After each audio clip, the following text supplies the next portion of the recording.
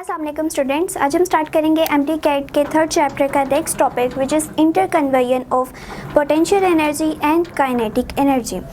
सो इस टॉपिक को स्टार्ट करने से पहले हम थोड़ा एमडी कैट के हवाले से बात कर लेते हैं कि एमडी कैट जो है वो बायो के स्टूडेंट्स के लिए है कि वो अपनी आगे फर्दर जो है बायो को कंटिन्यू रख सकें। तो इस वजह से जो है मेडिकल के स्टूडेंट्स उनको बायो चाहिए होती है और इंग्लिश चाहिए होती है, और टेस्ट के अकॉर्डिंगली भी जो ज़्यादा वेटेज है और ज़्यादा प्रेफर किया जाता है वो इंग्लिश और बायो को ही किया जाता है। सो फिज़िक्स जो है, फिज़िक्स में एमडी कैट के अगर हवाले से हम देखें तो बहुत ज़्यादा ट्रिकी क्वेश्चन नहीं आते। सो बिल्कुल जैसे बुक के अंदर स्टेटमेंट लिखी होती है उसी चीज़ को उठा के जो है वो MCQs के फॉर्म में दे दिया जाता है। सो यहाँ पे हमें बहुत ज़्यादा ट्रिकी होने की ज़रूरत नहीं है सिर्फ एमडी कैट के लिए, लेकिन जो ई कैट है उसके लिए मस्ट है कि आपको ट्रिक्स पता हो और आप उन MCQs को जल्दी सॉल्व कर सकें। बट चूँकि हम एमडी कैट का कोर्स कर रहे हैं तो उसमें इतनी ज़्यादा ट्रिक्स की ज़रूरत नहीं है। सो अब हम अपने टॉपिक की तरफ आते हैं विच इज़ इंटरकन्वर्जन। इंटरकन्वर्जन मीन्स कि आप एक चीज़ को दूसरी चीज़ में कन्वर्ट कर रहे हैं। ठीक है, लेट सपोज ये एक हमारे पास कोई फॉर्म है, लिक्विड या सॉलिड की बात कर लें। ये सॉलिड था, इसको अगर ये मेल्ट होके पानी में कन्वर्ट हो जाए तो हम कहेंगे ये क्या हो चुके हैं, कन्वर्ट हो चुके हैं एक फॉर्म से दूसरे फॉर्म के अंदर। इसी तरह अगर हम लोग एनर्जीज़ की बात करें तो एनर्जीज़ भी एक जो फॉर्म है वो दूसरी फॉर्म में चेंज हो सकती है। सो इंटरकन्वर्जन ऑफ एनर्जीज़ को अगर सिर्फ देखा जाए तो वो क्या बताता है कि एनर्जी जो है वो कन्वर्ट की जा सकती है एक फॉर्म से दूसरी फॉर्म के अंदर। लेट सपोज ये 1 है, ये 2 है, लेकिन इसको डिस्ट्रॉय नहीं किया जा सकता। ऐसा नहीं है कि आप जब एनर्जी को ले रहे हैं, लेट सपोज ये इसको मेंशन किया कि ये एनर्जी 1 है, जब ये कन्वर्ट होके एनर्जी 2 में कोई सी भी है, अभी हम जनरल बात कर रहे हैं, उसमें कन्वर्ट हुई तो ऐसा नहीं होगा कि ये जो एनर्जी है वो लॉस होते होते ये बिल्कुल ख़त्म हो जाए और ये जब दूसरी फॉर्म में चेंज हो तो उसके पास बहुत माइन्यूट क्वांटिटी ऑफ एनर्जी हो। ऐसा नहीं है, बल्कि जो एक फॉर्म यहाँ पे मौजूद है वो डिस्ट्रॉय नहीं होगी, वो कम्प्लीटली ख़त्म नहीं हो सकती, बल्कि अपनी जो फॉर्म है वो एक से दूसरे में चेंज कर लेगी। इस हवाले से जो टोटल अमाउंट ऑफ एनर्जी है वो हमेशा सेम रहेगी। अमाउंट ऑफ एनर्जी, पहले लेट सपोज ये सिस्टम 1 की एनर्जी थी जो कि हम ले लेते हैं 10 जूल, और ये जब कन्वर्ट होके दूसरी फॉर्म में जाएगी तो इसका मतलब है कि इस वाले एनर्जी को हम लोगों ने कन्वर्ट कर दिया है दूसरी में। ये कम होते होते ये 0 पे आ रही है, लेकिन वो सारी की सारी जब एनर्जी इस वाले सिस्टम में जा रही है तो यहाँ पे अब 10 जूल आ जाएगी। सो इसका मतलब है कि एनर्जी को एक फॉर्म से दूसरी फॉर्म में कन्वर्ट किया जा सकता है बगैर डिस्ट्रॉय किए, और एट द एंड जब हम टोटल अमाउंट ऑफ एनर्जी लेंगे दोनों सिस्टम की तो वो सेम ही रहेगी। इस केस में देखें, पहले इसकी एनर्जी 10 जूल थी और यहाँ पे कुछ भी नहीं थी, 0, तो टोटल कितनी हो गई, 10 + 0 = 10 जूल। सो टोटल सिस्टम की एनर्जी इतनी आ गई। देन क्या हुआ, ये कन्वर्ट होना शुरू हो गई इसमें, और फिर ये 0 हो गई और ये 10 जूल हो गई। अब क्या हुआ, अगेन 10 जूल ही आई। सो टोटल एनर्जी जो है, अमाउंट ऑफ एनर्जी वो सेम रहेगी, बट एक एनर्जी की फॉर्म को दूसरी में कन्वर्ट किया जा सकता है। अब अगर बात करें कि पोटेंशियल एंड काइनेटिक एनर्जी की, तो हमारे जो लास्ट लेक्चर है उसमें हमने डिस्कस किया था कि काइनेटिक और पोटेंशियल एनर्जी क्या है। सो काइनेटिक एनर्जी बॉडी की वो एनर्जी है जो ड्यूरिंग मोशन वो गेन करता है, और इस लिहाज से इसका फॉर्मूला था 12 mv²। जबकि पोटेंशियल एनर्जी बॉडी की वो एनर्जी है जो कि वो गेन करता है due to height, so it is mgh, और काइनेटिक एनर्जी इज़ 12 mv²। अब टॉपिक के अकॉर्डिंग हम ये बात कर रहे हैं कि अगर हाइट है, यानी कोई बॉडी सर्टेन हाइट पे प्रेजेंट है, तो बॉडी मूव भी कर रही है। चूंकि ये पहले ग्राउंड पे थी, इसको उठा के जब ऊपर लेके जाया गया, सो क्या हो रही है, बॉडी के अंदर मूवमेंट आ रही है। सो कुछ ना कुछ उसमें काइनेटिक एनर्जी भी होगी। अब जब वो सर्टेन हाइट पे पहुंच चुकी है तो हाइट के वजह से उसके अंदर जो एनर्जी स्टोर होगी वो पोटेंशियल एनर्जी स्टोर होगी। सो इस पूरे केस में हम ये कहना चाह रहे हैं कि जो हाइट की वजह से एनर्जी आई है यानी mgh और जो काइनेटिक एनर्जी है हाफ mv², ये एक दूसरे में इंटर कन्वर्टेबल हैं कि एक लेट सपोज हम इस पॉइंट की बात करें तो इस पॉइंट पे दोनों एनर्जीज जो हैं वो मौजूद होंगी लेकिन उनकी कुछ ना कुछ क्वांटिटी होगी। इसी तरह इस पॉइंट पे आके या बिल्कुल लास्ट पे आके हाइट ज़ीरो होने की वजह से पोटेंशियल एनर्जी ज़ीरो हो जाएगी। सो ये चीज़ें क्या हमें शो कर रही हैं कि यहाँ पे मैक्सिमम है पोटेंशियल एनर्जी, यहाँ पे मिनिमम है। यहाँ पे काइनेटिक एनर्जी मिनिमम है यानी ज़ीरो है और यहाँ पे मैक्सिमम है। तो इसी एक सिस्टम से हमें ये आइडिया हो रहा है कि एक ही सिस्टम के अंदर एनर्जीज जो हैं वो कन्वर्ट होती जा रही हैं कि किसी पॉइंट पे वो हाईएस्ट वैल्यू शो कर रही हैं और किसी पे लो वैल्यू शो कर रही हैं। सो अब हम एक सिस्टम लेते हैं जिसमें पूरी डेरिवेशन के अकॉर्डिंग हम ये एक्सप्लेन करेंगे कि वाकई में जो एनर्जीज हैं वो इंटर कन्वर्टेबल हैं। इसके लिए एक मास कंसीडर किया, लेट सपोज ये है m और ये है ग्राउंड। जब भी हम पोटेंशियल एनर्जी की बात कर रहे होते हैं, चूंकि हम कहते हैं कि वो हाइट की वजह से आती है, तो हाइट गेन करने के लिए कोई ना कोई रेफरेंस पॉइंट चाहिए होता है। हम ऐसा नहीं कह सकते कि बॉडी यहाँ पे पड़ी है तो यहाँ पे जब पड़ी है लेकिन किसके रेफरेंस से, कि उसने सर्टेन हाइट गेन की भी है या नहीं, या हम लेट सपोज ग्राउंड ही यहाँ ले रहे होते तो क्या होता, इसने तो फिर हाइट गेन ही नहीं की थी। इसलिए जब भी पोटेंशियल एनर्जी की बात करनी होती है तो कोई ना कोई रेफरेंस पॉइंट चाहिए होता है। और लेट सपोज हम रेफरेंस पॉइंट इसको ले रहे हैं कि यहाँ से लेके बॉडी ने यहाँ तक का डिस्टेंस कवर किया जिसकी वजह से इसने सर्टेन हाइट जो है वो गेन कर ली है and it is h। Certain height is h।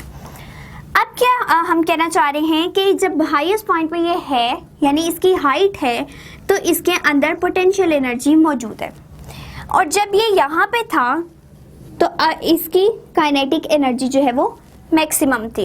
अब इन बिटवीन हमने फाइंड आउट करना है कि लेट सपोज इस पॉइंट पे इसको हम A कंसीडर कर लेते हैं, इसको B, इसको C एंड यहाँ कहीं D को हम कंसीडर कर लेते हैं। सो अब इन पॉइंट पे अगर कैलकुलेट करना है कि यहाँ पे पोटेंशियल एनर्जी कितनी है और यहाँ पे काइनेटिक एनर्जी कितनी है, तो उसके लिए लेट सपोज हम कंसीडर कर लेते हैं कि बॉडी को फॉल करवाया गया।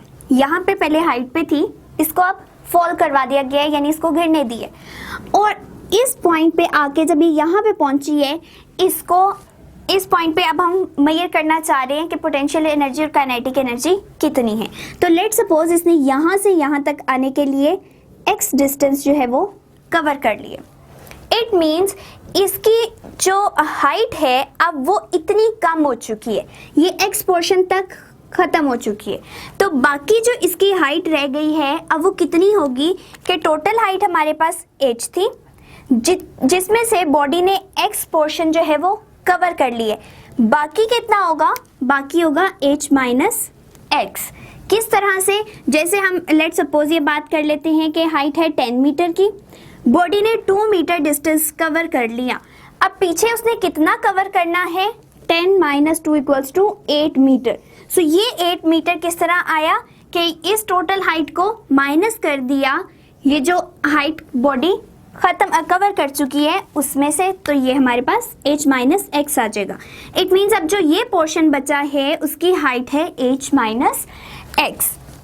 अब क्या हम करना चाह रहे हैं कि पोटेंशियल एनर्जी क्या हो जाएगी इस सूरत में, सिर्फ इतने पोर्शन की देखें तो ये बन जाएगी mgh की बजाय, चूंकि यहाँ पे x इसको कंसीडर किया हुआ है इतनी हाइट को, सो ये है अब mgx।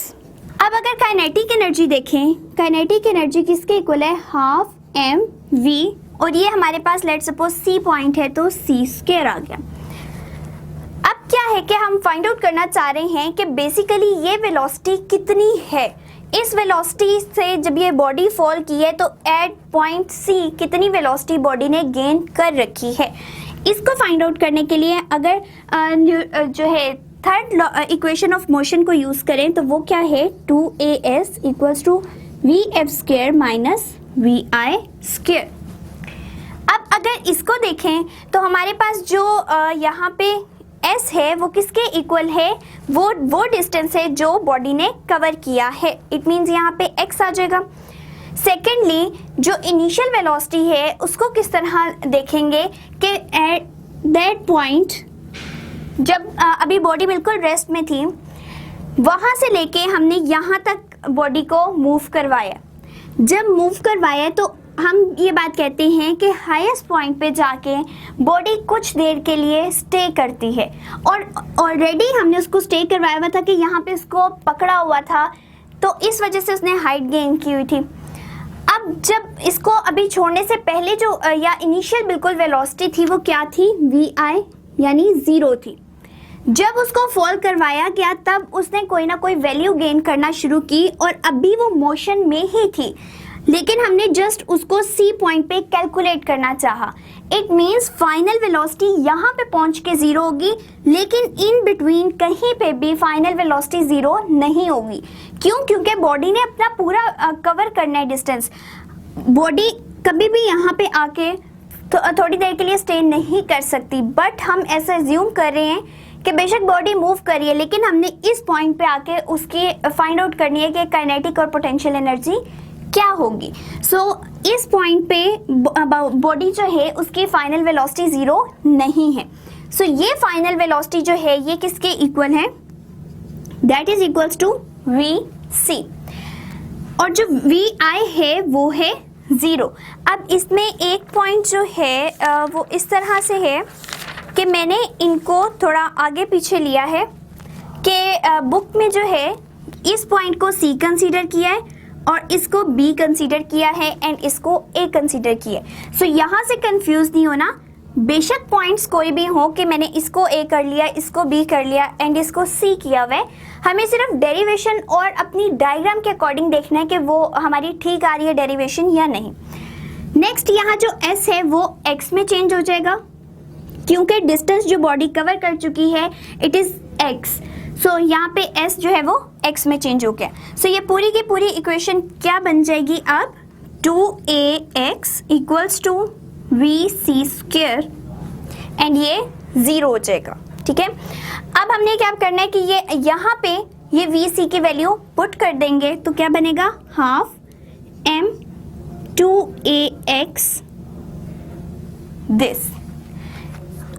जो एक्सेलरेशन है अगर हम उसको देखें तो बॉडी चूंकि हाइट उसने गेन की हुई है, अब वो फॉल कर रही है, तो फॉल करने के दौरान एक्सेलरेशन भी गेन कर रही है, लेकिन चूंकि उसके ऊपर इस टाइम ग्रेविटी की फोर्स एक्ट कर रही है और अंडर द ग्रेविटी वो फॉल कर रही है, तो यहाँ पे जो एक्सेलरेशन है वो ग्रेविटेशनल एक्सेलरेशन हो जाएगा विच इज g।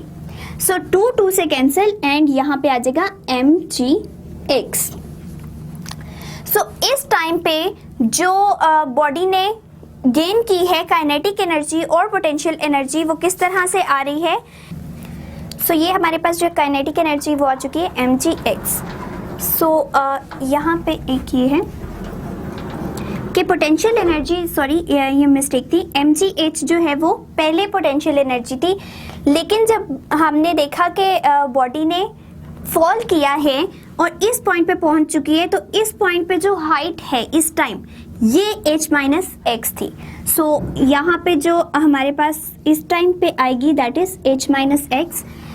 x उस केस में हम कंसीडर करते कि अगर हम कहीं यहाँ पे बॉडी को ले रहे होते इस x पोर्शन के अंदर, लेकिन अब चूंकि हम इस पॉइंट पे ले रहे हैं जहाँ से हमने h को x में से माइनस कर दिया है, सो इस टाइम बॉडी की जो हाइट है that is h minus x. So यहाँ पे ये एक मिस्टेक थी। सो ये हमारी पोटेंशियल एनर्जी होगी, ये है काइनेटिक एनर्जी। अब अगर ये फाइंड आउट करना चाहें कि इस सिस्टम के अंदर इस पॉइंट पे एट ए टाइम दोनों एनर्जीज को ऐड अप करके टोटल एनर्जी कितनी आ रही है, तो वो भी हम इजीली कर सकते हैं। और वो किस तरह से कि टोटल एनर्जी फाइंड आउट करनी है, total energy, and total energy किस तरह आएगी, potential energy plus kinetic energy. Potential energy है mgh माइनस एक्स, जबकि काइनेटिक एनर्जी है mgx। सो ये बन जाएगा mgh minus mgx plus mgx, ये कैंसिल हो गए।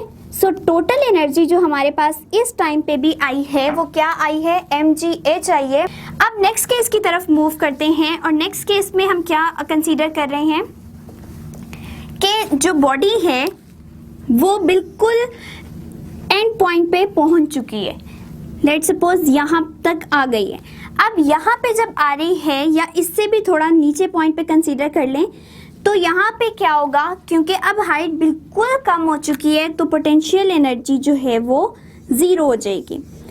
इट मीन्स अब जो इस सिर्फ पोटेंशियल एनर्जी को अगर हम ज़ीरो देख रहे हैं इस पॉइंट पे, तो यहाँ से हमें साफ पता चल रहा है कि जो टोटल एनर्जी आएगी वो सारी की सारी क्या होगी, काइनेटिक एनर्जी हो जाएगी।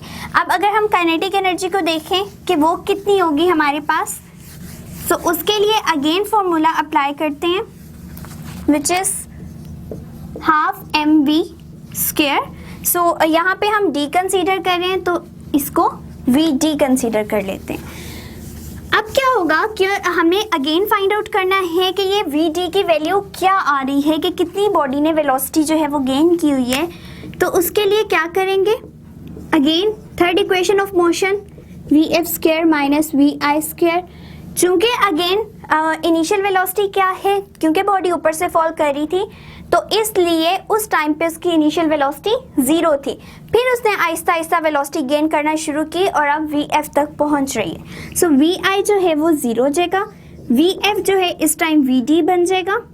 एंड यहाँ पे जो एक्सेलरेशन है, body due to gravity move कर रही थी इसलिए g हो जाएगा। एंड यहाँ पे जो हमारे पास s है, अब वो किसके इक्वल हो जाएगा, चूंकि बॉडी ने पूरी हाइट कवर कर ली हुई है इसलिए यहाँ पे जो s है वो h में कन्वर्ट हो जाएगा। s को h में कर देंगे।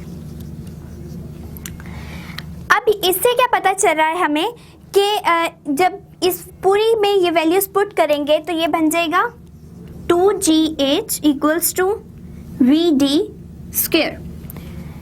इस तरह से हमारे पास ये इक्वेशन कन्वर्ट हो गई। अब इस vd को अगर यहाँ पे पुट कर दें तो क्या बन जाएगा, kinetic energy equals to half m and vd² की वैल्यू आ जाएगी 2gh। सो 2 से कैंसिल एंड mgh। सो ये हमारे पास क्या आ रही है, इस टाइम पे काइनेटिक एनर्जी की वैल्यू जो है वो mgh आ रही है। क्यों आ रही है, क्योंकि अब वो हाइट पूरी कवर कर चुके हैं। इससे पता चल रहा है कि यहाँ पे जो काइनेटिक एनर्जी इस टाइम पे होगी वो mgh होगी। अब अगर हम लोग इसको पूरे सिस्टम की देखना चाहें तो क्या बन जाएगी कि potential energy plus kinetic energy. So potential पहले ज़ीरो थी, काइनेटिक क्या होगी mgh, so total energy will be mgh। अब ये mgh क्या शो कर रहा है कि इस पॉइंट पे अगर देखें, सॉरी ये सी पॉइंट था, एनर्जी पहले यहाँ पे मैक्सिमम थी और काइनेटिक मिनिमम थी, और यहाँ पे आते आते काइनेटिक जो है वो मैक्सिमम हो गई और पोटेंशियल मिनिमम हो गई। लेकिन एट द एंड जो टोटल अमाउंट ऑफ एनर्जी है वो सेम रही विच इज़ mgh। सो ये तो हमारी होगी कि किस तरह एक फॉर्म जो है वो दूसरी फॉर्म में कन्वर्ट हो रही है। अब ये जितना भी काम हमने किया है वो तमाम काम किस को लेके किया है कि सारी एक्सटर्नल या फ्रिक्शन फोर्सेस को रिमूव करके, या उनको हमने जो है इसमें नहीं एक्सप्लेन किया। हम कह रहे हैं कि अभी इस सिस्टम के ऊपर कुछ फ्रिक्शन फोर्स अप्लाई नहीं हो रही, तब हमारे पास ये रिजल्ट आ रहे हैं। बट इन एक्चुअल ऐसा नहीं होता, क्योंकि हर जगह फ्रिक्शन की फोर्स मौजूद होती है जो कि बॉडी के ऊपर एक्ट कर रही होती है। इसलिए अगर हम लोग देखना चाह रहे हैं कि क्या होगी इसकी वैल्यू, तो वो किस तरह से फाइंड आउट कर सकते हैं। अब ये जो पोटेंशियल एनर्जी है, चूंकि बॉडी हाइट पे है और हाइट से उसने मूव करके नीचे की तरफ आना है, तो ऑब्वियसली क्या होगा कि इस पोटेंशियल एनर्जी को कन्वर्ट होना है अब काइनेटिक एनर्जी में, और इसी पोटेंशियल एनर्जी को फ्रिक्शन की फोर्स को ओवरकम करना है। सो फ्रिक्शन फोर्स जो है वो हाइट पे है और ये फोर्स F से डिनोट हो रही है। सो FH जो है ये फ्रिक्शन फोर्स को रिप्रेजेंट कर रही है। और mg क्या कर रहा है, mgh यानी पोटेंशियल एनर्जी ही इसको ओवरकम करते हुए फर्दर काइनेटिक में चेंज हो रही है। तो इसका एक्सप्रेशन किस तरह से आएगा कि पोटेंशियल एनर्जी को कुछ अपना पोर्शन जो है वो इसके ऊपर खर्च करना पड़ रहा है ताकि काइनेटिक एनर्जी आ सके। सो यहाँ से अगर वैल्यूज पुट करें तो क्या बन जाएगी, mgh minus fh equals to kinetic energy equals to half mv square. So अगर इसको mgh को भी सेपरेट आउट करना है तो किस तरह से कर सकते हैं कि यहाँ पे आ जाएगा mgh equals to half mv square plus fh। और जो हमारा एमडी कैट के हवाले से पूछा जाने वाला एमसीक्यूज है वो यहाँ से आता है। बाकी तो डेरिवेशन में इतना कोई मसला नहीं है, क्योंकि ये तो बात स्टेटमेंट से भी जाहिर हो जाती है कि जो एनर्जीज हैं उनको डिस्ट्रॉय नहीं किया जा सकता और वो एक फॉर्म से दूसरी फॉर्म के अंदर कन्वर्ट हो सकती हैं, और जबकि उनकी टोटल अमाउंट ऑफ एनर्जी जो है वो कांस्टेंट रहती है। जो भी सिस्टम हम कंसीडर करेंगे उसमें एनर्जीज इंटरकन्वर्टेबल होंगी, लेकिन टोटल अमाउंट ऑफ एनर्जी जो है वो सेम रहेगी और एनर्जीज डिस्ट्रॉय नहीं होंगी। बाकी का तो कोई इशू नहीं होता। असल जो एमसीक्यूज पूछा जाता है और एग्जैक्टली एज इट इज़ पूछा जाता है, और लास्ट जो पेपर्स हैं उनमें ये आया भी हुआ है एमसीक्यूज कि अगर हमारे पास कोई फ्रिक्शन की फोर्स मौजूद है तो एक्सप्रेशन क्या होगा। ठीक है, सो क्या है कि हमारे पास mgh आ रहा है यानी पोटेंशियल एनर्जी, इसको इस तरह भी लिखा जा सकता है और इस एक्सप्रेशन में भी लिखा जा सकता है। सो नीचे ऑप्शंस गिवन होती हैं, आपको देखना होता है कि mgh माइनस fh वाला भी ऑप्शन जो है अगर गिवन होगा तो वो भी ठीक है, लेकिन अगर fh को दूसरी साइड पे ले जाके आपको ऑप्शन दिया हुआ है तो ये वाला भी ऑप्शन बिल्कुल ठीक है। सो यहाँ से हमारा जो है वो MCQs बनता है।